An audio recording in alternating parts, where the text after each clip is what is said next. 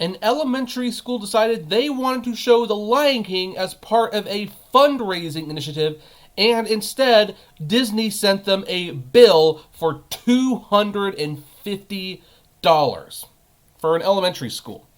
This is technically not streaming related, although I'm going to kind of bring it in. I don't know. This kind of annoys me, and it's not the first time Disney's done this. But anyway, before we begin, hey everyone, this is Kevin the Apptrepreneur. Welcome to my channel. If this is your first time here and happen to really like this content, please do me a favor. Hit that subscribe button and ring that bell notification. We upload videos on a near daily basis. You know, news, rants, commentary, interviews, premieres, live streams, all that jazz. And you want to be notified when they go up. So anyway, The Lion King. The 1994 Lion King. Not last year's Lion King. This is the good one. Classic film. Disney has profited greatly off this movie. And hey, they should. Well, or maybe they shouldn't. If you're an anime fan, you might think that Disney maybe should be not profiting because they may have stolen elements of the story from a certain White Lion show by famed manga artist Tezuka.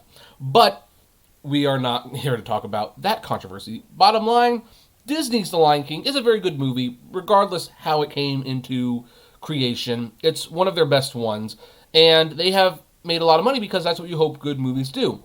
Unfortunately, Disney is a little overzealous and a little overprotective of their copyright. And this is not the first time they've done it. Years ago, we're talking years and years ago, there was a situation with another elementary school where Disney characters were painted on the walls. Somehow, Disney found out that characters were painted on the walls. Keep in mind, no one's making money off of this. They're just painting the characters because why not? It makes the kids happy. And they sued the school because they decided that, hey, you know what? That's our intellectual property. We need to be compensated for that. And they sued it. I think the outcome of that was that Hanna-Barbera actually let them have characters painted of their characters on that wall for free, and they even did it for them. Well, Disney is at it again. They are fighting the schools, and this is a particularly egregious sin, in my opinion, because the reason that this Lion King movie was screened wasn't even to make money for the school. No one was profiting anything. It was just a screen. So let's look at this. So, in November, a Berkeley elementary school held a PTA fundraiser where they screened the 2019. Oh shoot! It's not even the old Lion King. It's the new Lion King. Well, that just makes this worse.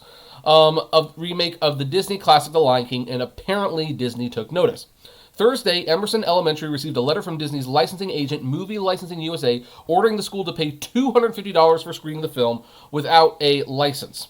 Berkeley City Council member Lori Drost shared her outrage at the fine on Twitter Friday morning. Quote, "As I was dropping the kids off at the school this morning, the PTA was freaking out over a letter they received from Disney's licensing demanding money.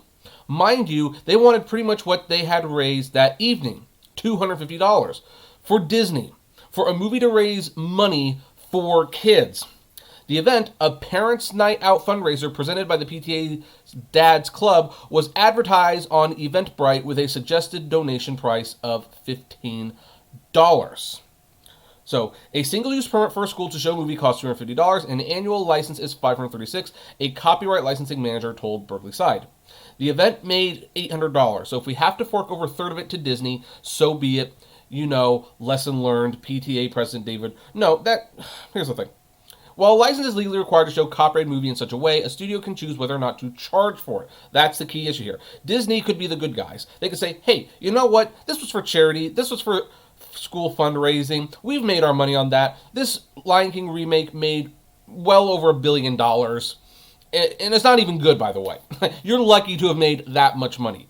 We could just let them get away with it. Heck, a lot of movie studios turn a blind eye for things like this. Kind of like, you know, like the movies in the park. When a school does like a movie in a park, most of the time, those aren't paid for. Now, granted, I don't know exactly if those people get permission from the studios, whatnot. More often than not, I assume that's a no. But, you know, the thing is, this would not have cost Disney anything to just turn a blind eye. But instead, they decide, hey, you know what? We want to screw this school.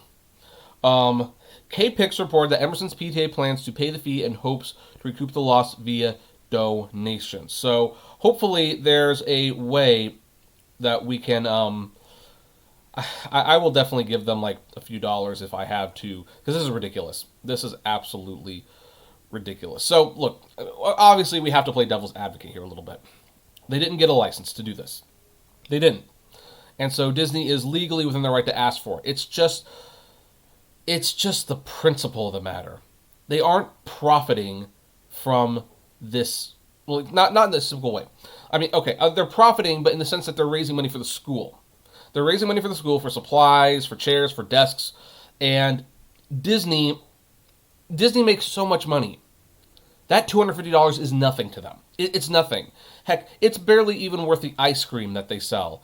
Like, a $250 fine for them is like a 99-cent ice cream cone from McDonald's. That's how deep Disney's pockets are. And it's not enough. Like they decided, hey, we want that anyway. And yeah, again, they're legally required. They legally are allowed to do this. They are allowed to do this, but they look very, very bad. And of course, this makes me wonder about the streaming wars.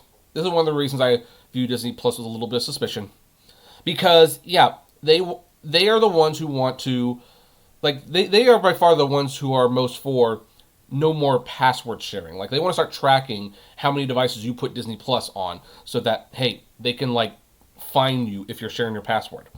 And they want to take ownership completely out of your hand. Heck, what if we get to a point? What if we get to a point? Here's just like a little thought experiment here. Let's say you have Disney Plus on your tablet and you're at a university. You decide, you know what, I'm bored. I've got like an hour or so between classes.